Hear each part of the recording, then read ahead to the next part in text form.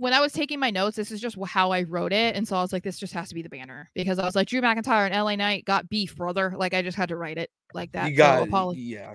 Yeah. I don't like Hogan, but So Drew McIntyre, who is doing double duty because he's like on SmackDown and stuff now. He's been on SmackDown the last couple of weeks. So he was there. He was being interviewed, and LA Knight, of course, interrupts, which I was like, hey, King. Although these are both my kings, obviously. So he, like I said, he interrupts and he says that Drew's moment is going to be stolen at Elimination Chamber again, but this time it'll be by him. Drew says, okay, like, you're great and everything, but I see through your shtick. Like, this is all just coming from insecurity. Like, all of this, like, the way you dress, the way you talk, everything. It's just all because you're insecure, and it's partly because you really haven't done anything in your wrestling career. LA Knight then calls him an old timer, which I love. Drew McIntyre then went on Twitter and was like posting their Wikipedias to show that he's older than him. So he's like, old timer, I'm younger than you. And he points out that actually, since LA Knight's been around, Drew, you haven't done anything. So I don't know, like, why you talking ish, Drew? And he says that he is going to bury his aspiration, just like he buried Punk's. Then they get a little bit feisty with each other, and they have to be separated by referees. And it was announced that they will be facing each other on SmackDown, which we already know is a double taping last week. So they will be facing each other on SmackDown the night before the Elimination Chamber.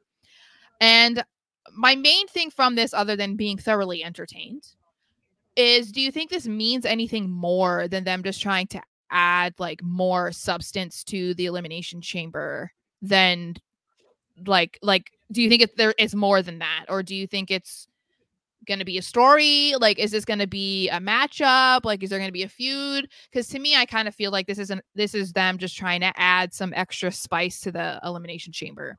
Yeah, it was extra spice to the Elimination Chamber. It's the double taping, which I've seen, like, with AEW, what they do is they'll do something on Dynamite, and then it'll be like on Rampage, and it's like, well, that means in an hour you're gonna see these two face.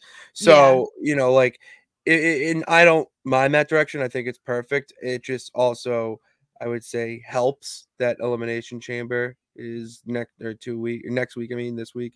So you want to build that up, and it builds up more tension for when they're both in the chamber with each other. So it's not just like the first time they see each other, it's like, yeah, like, we both want the title, but then there's like more like tension there to build it. And I like it because it's Drew, who is just this truth bomb right now, going off saying how he deserves everything, which Loki does.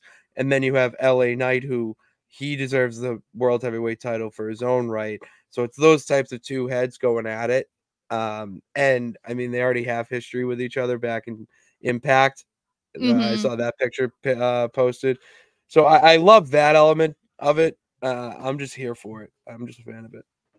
Yeah, I like it too, just because, these types of matches I think are fine. We've talked about some of these, even the ones that they've been doing recently with like tag matches and whatever, where like they don't really have beef. It's just kind of like they're competing for the same prize. Like, they're both trying to go for it. So there doesn't need to be some sort of deep storyline between them. But I do like when it's a match like this, that they have a little bit more involved, and I feel like it makes sense, like you were saying, with Drew's just like beefing with everybody, so it's like, that's cool. And 4 out of the 6 guys in this match are baby faces, so it's like there's got to be some sort of beef here, like, we need it to be a little bit more entertaining, because for the most part, your traditional mindset in wrestling is there's a good guy and a bad guy, and this is like 3/4 good guy. So yeah, I don't think this is going to be that much of anything, because they're on different shows also. And if Drew McIntyre